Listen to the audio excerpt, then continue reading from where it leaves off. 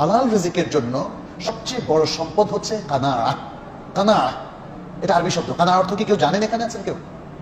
মা মানাল কানা। কানা শব্দের অর্থ কি? স্বল্পে তুষ্ট থাকা।